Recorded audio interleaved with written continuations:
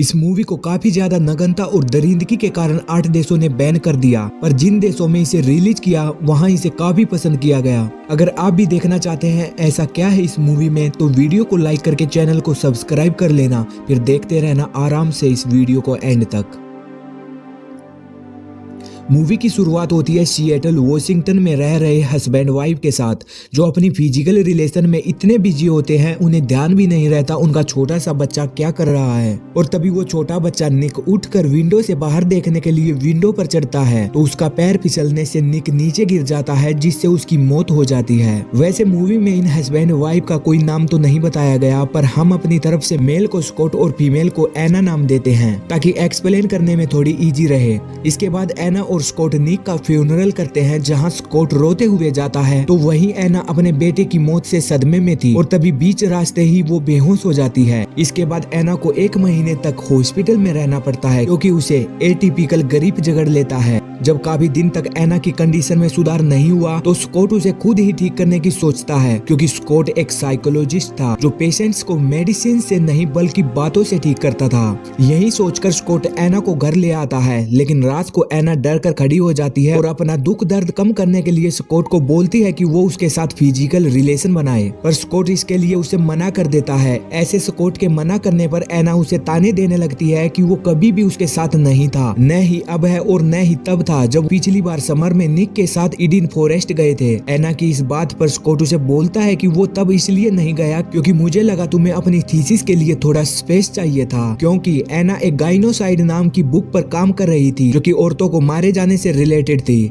इसी बीच स्कॉट को पता चलता है कि एना को सबसे ज्यादा डर ईडन फॉरेस्ट से लगता है, जिस वजह से स्कॉट एना पर एक्सपोजर थेरेपी का यूज करने का सोचता है। अगले ही दिन स्कॉट एना को लेकर ईडन वाले वुडन केबिन के लिए निकल पड़ता है, जो कि कुछ देर बाद ईडन फॉरेस्ट पहुंच जाते हैं। पर केबिन तक पहुंचने से पहले ही एना थक जाती है और कुछ देर के लिए वहीं आराम करने लगती है। इसी बीच स्कॉट को जंगल में एक फीमेल डियर दिखाई देती है, जो कि एक बच्चे को जन्म देने वाली थी। ये सीन बताने की कोशिश करता है ये पेनफुल ग्रीफ खत्म हो जाएगा, बस कुछ टाइम की ही बात है। और फिर इसके बाद चैप्टर 2 पेन शुरू होता है, जहां ये दोनों अपने केबिन में पहुंच जाते हैं। और फिर स्कॉट एना का डर धीरे धीरे कम करने के लिए उसे जंगल में घुमाने लगा, पर इसी बीच पेड़ से एक चील का बच्चा गिर जाता है, पर तभी चील उसे उठाकर खाने लगती है। ये सब देखकर एना को खुद के बच्चे की याद आने लगी, जो कि रोने भी लगती है। इसके बाद एना को ठीक करते करते खुद स्कॉट भी अननॉर्मल होना शुरू हो गया था, क्योंकि वो सोचता था कि इस जंगल में लाकर वो एना को ठीक कर लेगा, लेकिन एना की तबीयत ठीक होने की बजाय और खराब होती जा रही थी। वो सेशन के दौरान दुखी होकर जबरदस्ती सेक्स की मांग करने लगती थी।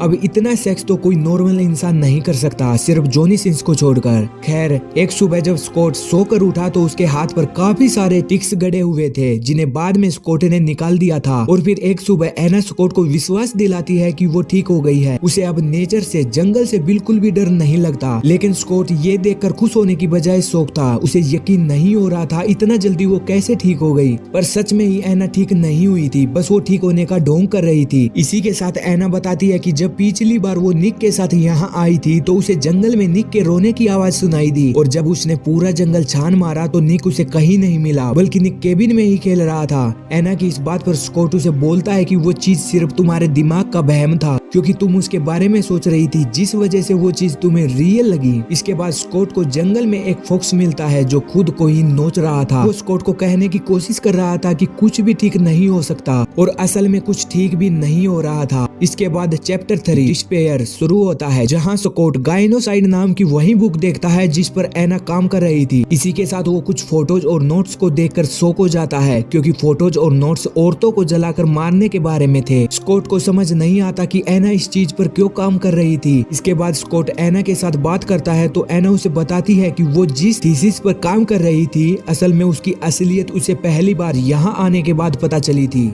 एना का कहना था कि इविल नेचर नहीं, इविल ह्यूमन है, इविल वुमन है, क्योंकि वुमन का अपनी बॉडी पर कोई कंट्रोल नहीं होता, उसे तो इविल पावर कंट्रोल करती है। वही बताती है उसे क्या करना है। ये सुनकर स्कॉट एना को बोलता है कि तुम तो इविल के खिलाफ काम कर रही थी, ये साबित करना चाहती थी कि वुमन इविल नहीं है, पर एना सुनने को तैयार नहीं थी। इसी बीच वो स्कॉट से फिजिकल रिलेशन बनाने को बोलती है, पर उसके मना करने पर वो न्यूड ही केबिन से बाहर निकलकर एक पेड़ के पास लेटकर मास्टरबेट करने लगती है। स्कॉट ये सब देखकर उसके पास जाकर उसके साथ फिजिकली होता है। इसी के साथ हम वहाँ पर पेड़ के नीचे निकले कुछ हाथों को भी देखते हैं। ये सीन शायद औरतों की शैतानी ताकत को दिखाने की कोशिश करता है। इसके बाद एना को निक की ऑटोप्सी रिपोर्ट दिखाई देती है, जिसमें दिखाया गया था कि निक के एक पैर में डिफॉर्मेशन हुई थी। उसके साथ ही निक के जूतों की भी फोटो थी। स्कॉट रिपोर्ट और निक के जूतों की फोटो देखता है तो वो एना से पूछता है कि क्या उसने निक को गलत साइज के जूते पहनाए थे, क्योंकि निक के पैर में जो डिफॉर्मेशन आई थी वो उन जूतों के कारण ही आई थी। स्कॉट निक की मौत के बारे में भी सोचता है, शायद निक का पैर विंडो से उसके डिफॉर्मेशन के कारण ही फिसला होगा। स्कॉट के सवाल सुनकर एना अजीब बिहेव करने लगती है और इसी बीच वो स्कॉट के साथ फिजिकली होने की कोशिश करती है, पर उसे संतुष्टि नहीं मिली तो वो स्कॉट के प्राइवेट पार्ट को नुकसान पहुंचाती है और एक रोड को ड्रिल करके स्कॉट के पैर में डाल देती है। और जब स्कॉट को होश आता है तो वो कैबिन से निकलकर बाहर पेड़ के बीच बने गड्ढे में छिप जाता है। एक तरफ एना देखती है कि स्कॉट वहाँ नहीं है तो वो उसे ढूंढने लगती है। इसी बीच पेड़ के नीचे से स्कॉट को कुछ आवाजें सुनाई देती है। वो खोद कर देखता है तो वहाँ एक जिंदा क्रो मिलता है जो आवाज करनी शुरू कर देता है। क्रो की आवाज सुनकर एना स्कॉट को ढूंढ लेती है और वो उसे वहीं दबा देती है, पर बाद में उसे याद आता है कि स्कॉट उसका पति है जो उसकी मदद ही कर रहा था। ये सोचकर एना स्कॉट को वहाँ से निकाल कर कैबिन ले जाकर डाल देती है और यहाँ से शुरू होता है चैप्टर 3 मतलब 3 बेगर्स। स्कॉट को कैबिन लाने के बाद एना भी वहीं लेट जाती है जो कि फिर से मास्टरबेट करने की कोशिश करती है। इसी बीच एना पास्ट के कुछ सीन सोचती दिखाई जाती है, जहां हम देखते हैं जब निक विंडो पर चढ़ रहा था तो एना ने उसे चढ़ते हुए देखा था। वो चाहती तो उसे रोक सकती थी, पर वो फिजिकली इतनी बिजी थी कि उसने अपने बेटे को ही दाव पर लगा दिया। खैर तभी एना एक सीजर से अपना प्राइवेट पार्ट भी काट लेती है। इसी बीच वुडन फ्लोर के नीचे से फिर से क्रो की आवाज आने लगती है। स्कॉट वुडन फ्लोर तोड़कर देखता है तो उसे रेंच मिलती है, जिससे वो उस रोड को पैर से निकाल लेता है। इसी बीच एना उस पर अटैक भी करती है, पर स्कॉट एना को ही मार डालता है।